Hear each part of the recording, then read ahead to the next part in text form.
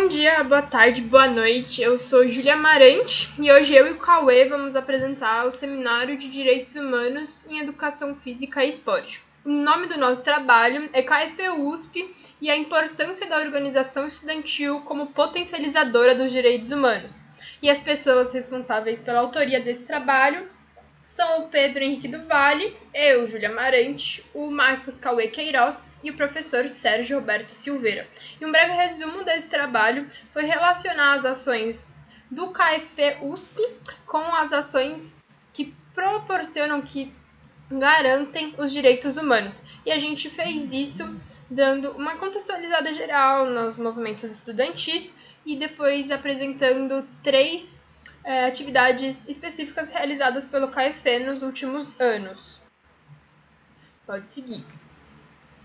A nossa primeira parte de trabalho é a introdução, onde a gente apresenta o Centro Acadêmico de Educação Física e Esporte da USP, o KFUSP, que foi fundado em 1955 e que chamava até então o Centro Acadêmico Rui Barbosa, que posteriormente veio a mudar de nome.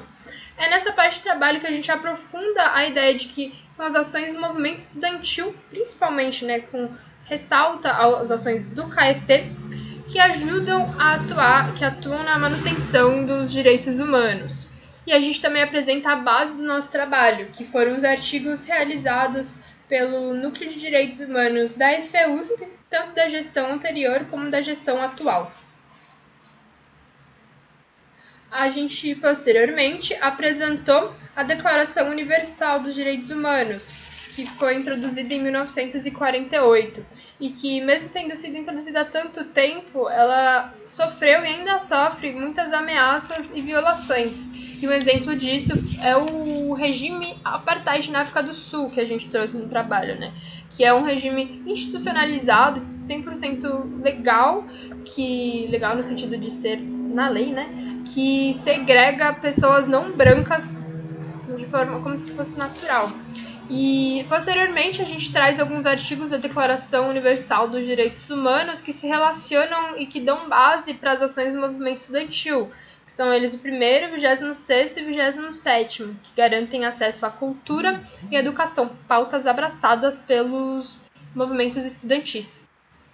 A gente também apresentou uma pesquisa do IBGE, realizada em 2015 e 2018, a pesquisa nacional por amostra de domicílio, que mostrou que aproximadamente 180 mil pessoas de 10 anos ou mais são analfabetas no território nacional, o que vai em choque com o artigo 26º, que garante acesso à educação básica a todos os seres humanos.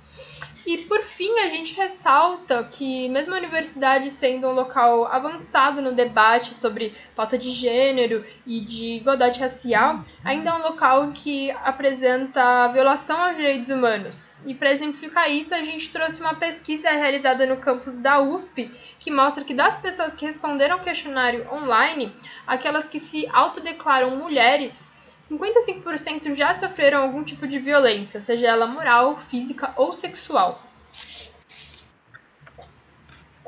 Em seguida, nós falamos um pouco sobre o histórico do movimento estudantil brasileiro, começando pelo Centro Acadêmico 11 de Agosto, que é o centro acadêmico atualmente dos estudantes de Direito da USP, que foi fundado em 1903. Em seguida, só depois de 30 anos que a UNE conseguiu ser fundada em 1937, no 11 de agosto também, que é reconhecido como o Dia dos Estudantes.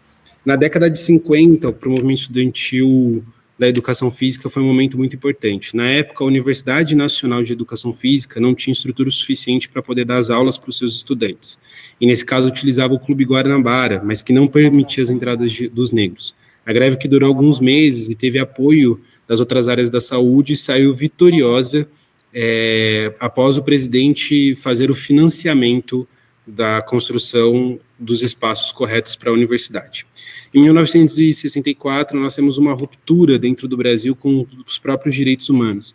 A instalação da ditadura militar escolhe como seu principal inimigo o movimento estudantil. A prova disso foi que a sua primeira ação foi queimar a sede da UNE. Quando a gente olha para a Comissão da Verdade, Rubens Paiva, nós descobrimos que dos 436 mortos pela ditadura, 125 eram estudantes, quase 30%. Em seguida, nós explicamos um pouco mais a atuação do CAEFE, que foi fundado em 1955, e discutimos também a sua representatividade dentro do ambiente escolar, a sua relação com o corpo docente de modo geral e com os movimentos representativos, e como cada uma das atividades é pensada como um processo de formação para cada um dos estudantes. Nós selecionamos 3 atividades dos últimos 2 anos de atuação do CAEFE para demonstrar como essas atividades foram potencializadoras dos direitos humanos. A primeira atividade foi a Assembleia Geral dos Estudantes. Essa assembleia aconteceu no dia 13 de maio de 2019, em seguida da Assembleia Geral do DCE da USP. Essa assembleia aprovou por quase unanimidade a paralisação dos trabalhos da EFE e a mobilização para a soma em defesa da educação e também da defesa da ciência, conhecido como os tsunamis da educação. O estudante BP fala um pouco aqui da sua trajetória e de como foi importante participar desse processo. A segunda atividade, na intenção de quebrar um pouco a questão do racismo dentro das estruturas, conta inclusive com o apoio do trabalho chamado Por uma Educação Física Antirracista, que diz que a referência cultural são dadas entre culturas superiores e inferiores, e isso também é colocado como uma civilização branca tendo uma cultura superior.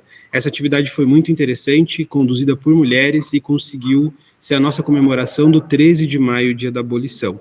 A estudante HP também relata como foi interessante conseguir participar de uma série de atividades onde as mulheres estavam conduzindo e onde se conseguia ter uma boa relação. Essas 2 atividades se relacionam com pelo menos 4 artigos da Declaração dos Direitos Humanos, sendo eles os artigos 18, 19 e 20 e o artigo 27, entre os que dão uma reunião de associação pacífica, a luta pela educação e também o direito à participação da vida cultural.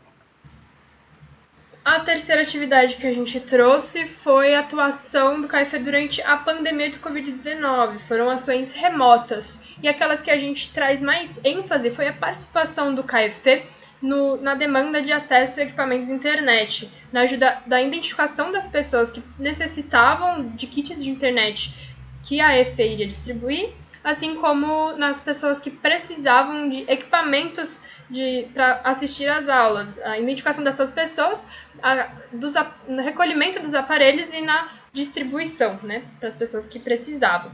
A gente também ressalta os debates e lives que debateram assuntos muito importantes, como a divulgação científica na era da fake news e o racismo estrutural e as práticas corporais, assim como algumas outras que estão aqui no slide. As perspectivas que a gente trouxe, a principal delas foi fortalecer a relação entre o CAEFE e o Núcleo de Direitos Humanos da FEUSP, e algumas outras foram incitar novos trabalhos de outros centros acadêmicos sobre os direitos humanos, né, e estimular e ressaltar a importância da organização estudantil no ambiente acadêmico e, por fim, estimular encontros estudantis que discutam os direitos humanos. Sendo assim, o nosso ensaio vai em conjunto com a implantação dos direitos humanos, o segundo artigo citado, que diz: qualquer unidade deve reconhecer a importância do papel de coletivos organizados entre alunos, como visto nas diversas unidades onde eles se criaram e atuaram, eles ampliam o debate, conscientizam a comunidade, alinham discursos e são criativos no enfrentamento dos problemas. Nesses 2 anos de atuação do CAEFE, a gestão perpassou por, no mínimo, 12 artigos da Declaração Universal de Direitos Humanos. Sendo assim, fica evidenciado a importância do movimento estudantil como potencializador dos direitos humanos, sendo o CA um possível potencializador local. Aqui estão as referências do nosso trabalho. Muito obrigado pela atenção de vocês.